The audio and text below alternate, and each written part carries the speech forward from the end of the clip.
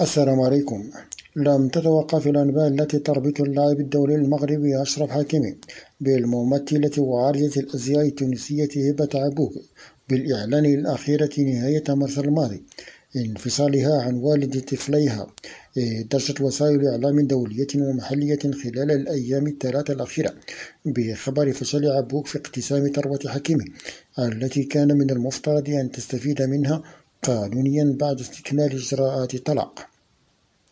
وقالت صحيفة ماركا الرياضية الإسبانية واسعة الانتشار أن هبة عبوك تعرضت انتكاسة غير متوقعة في طلاقها من أشرف حكيمي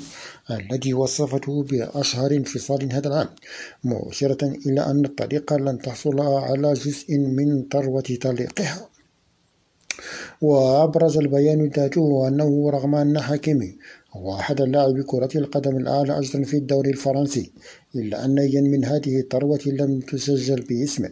إذ أن من المستفيد من راتبه وميراثه ليس أكثر ولا أقل من والدته.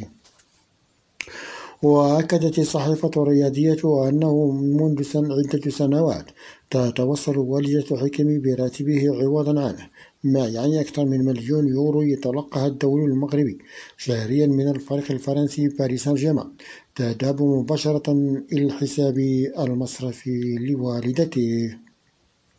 ورغم أن الأخبار أثارت ضجة في إسبانيا وفرنسا والمغرب، إلا أنه من المعروف أيضا أن عبوك ليست في وضع تحتاج إلى جزء من ثروات زوجها السابق لتتمكن من العيش، لأنها شخصية معروفة أيضا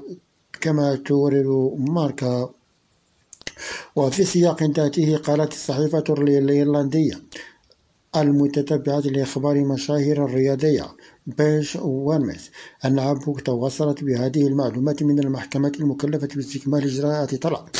مبرزة أن حكيمي ليست لديه ممتلكات أو سيارات أو منازل أو مجوهرات أو حتى ملابس باسمه،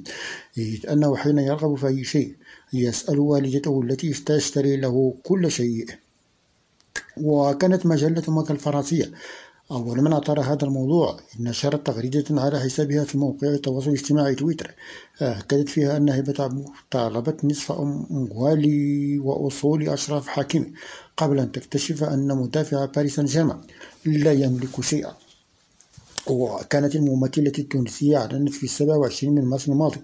انفصالها عن حكيمي، محاولة من خلال بيان تأكيد على أن قرار الانفصال كان متوافقا عليه بينهما قبل وقت طويل، ونفي ارتباطه بواقع اتهام فتاة في 24 من عمرها حكيمي